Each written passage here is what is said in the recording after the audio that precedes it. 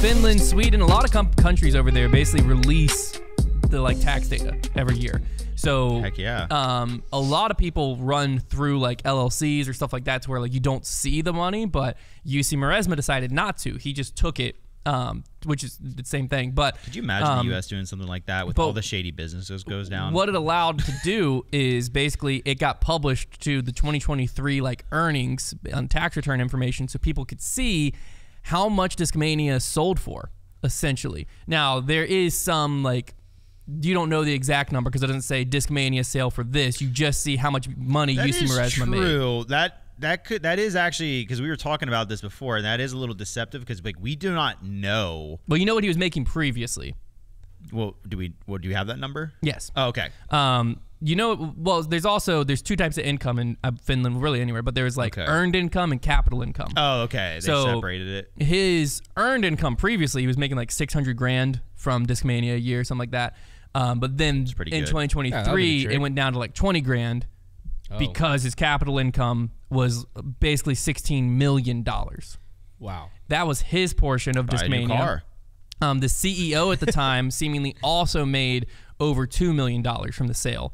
So rough numbers, because you don't know if there was anyone else in it, roughly Discmania sold for close to $20 million is what this should mean.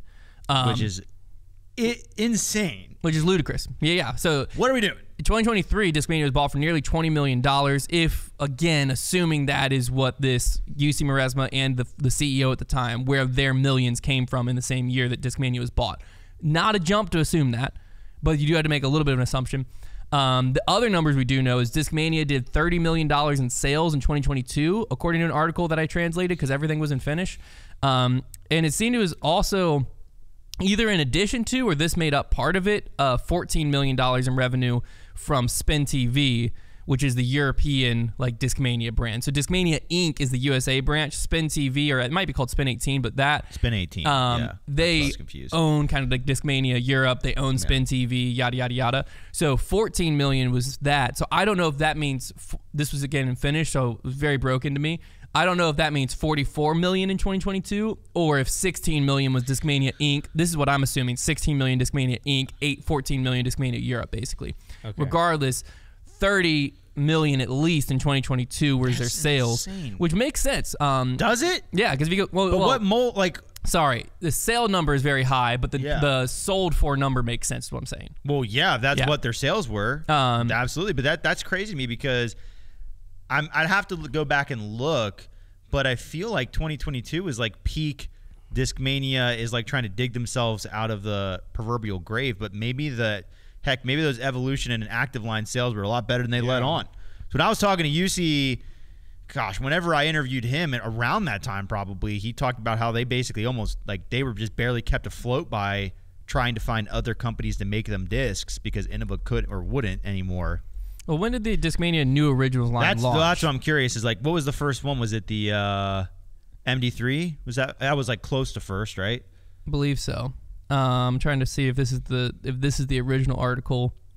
Like now we're reinventing them. Yes, let's see when this article when did the posted. teaser come out for Italian Blend? Do they not have this?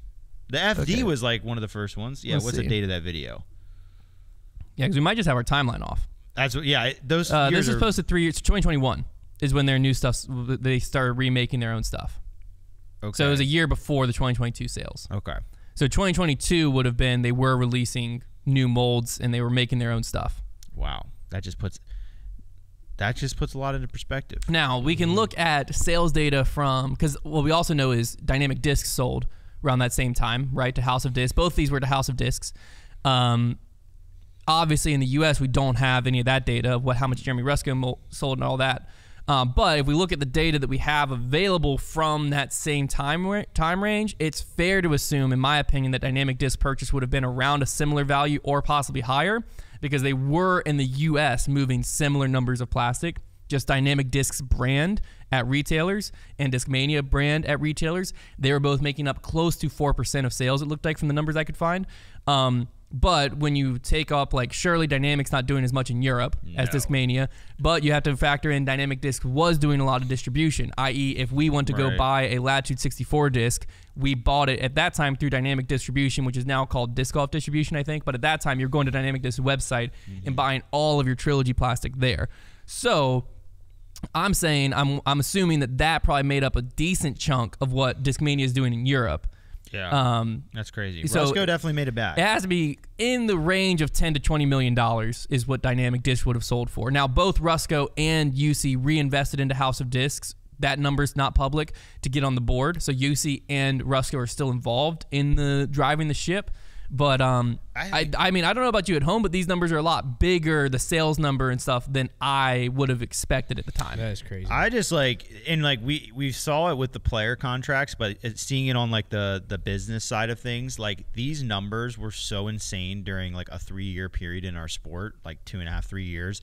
Like, I don't even know. Now, obviously, there are certain companies right now that if they were to be bought, they'd be bought for a lot more than that, like an Innova or Discraft, like, of course. Absolutely. But considering they probably will not be, like, who knows when the next time we'll see the number 16 million, like, thrown around in our sport.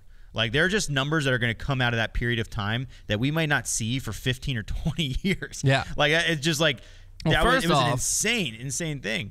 Now, obviously, you don't know at the time what was going through UC's head, but props to him for selling. I mean, he sold at the absolute peak. Oh, yeah. No, that was... Like, if he would have been like, me? Give me a year to think about it, that number might have been $7 million. There was a lot of people who, like, I think, obviously, Dynamic Disc, what's interesting is Dynamic as a company that is now being very much scrutinized for probably way overdoing it during the boom of disc golf that happened and now having to face the consequences of that. But the sale almost points to the idea that Rusco saw the writing on the wall and was like, now is the time. Like, this is not going to last. So possibly. Like that to me is what interesting. I'm saying is it's interesting. But he did. Now, both of them allegedly reinvested some of their money back in, but like, what does that mean? Exactly. Well, and we had initially, if we're thinking, okay, they made maybe 5 or 6 mil, if they put like $1 million back in, that's a huge deal. If you made 16 mil and you're like, yeah, I'll throw a couple million back into this thing that probably won't depreciate that much at worst case. Yeah, that's not too hard to do.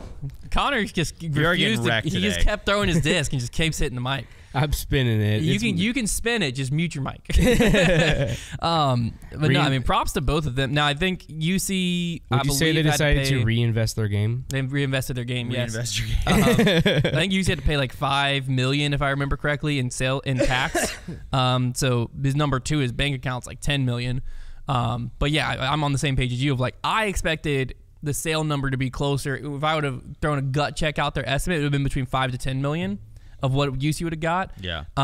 So to see that be 16 million, now I'm in the same boat of like, if you got 7 million in, you pay your taxes and stuff, you have like 5 million left, you throw $1 million into House of Disc, like, yeah, you still have $4 million, but it's like you just threw 20% of your investment back into House of Disc. I thought it was interesting on Facebook. There was a lot of people, and obviously a heavy amount of Europeans like commenting like, wow, shout out to UC for like paying his taxes straight up, not like channeling it through an LLC or anything like that. And I was like, I wonder if that's a European thing where like people are like actually like kind of praised for like paying taxes, because like in the US I feel like a lot of people are mostly trying to get their taxes away from the government because they don't trust the government with tax money. Well, it depends on which side of the fence you're sitting on. I just say I don't know that you ever see a post where somebody's like, dude, good on you for paying those taxes. You do quite a bit. Well, you see mainly. You do? You see mainly screw that guy for avoiding paying his taxes. Yeah, that's what I'm saying. I see that one, but that you never, you don't ever see like because most somebody of the time, does it, and you most of the time if someone's that rich, they're not paying. They're not right, yeah. So that's why you don't see that post. I don't know. We're gonna get off of that topic.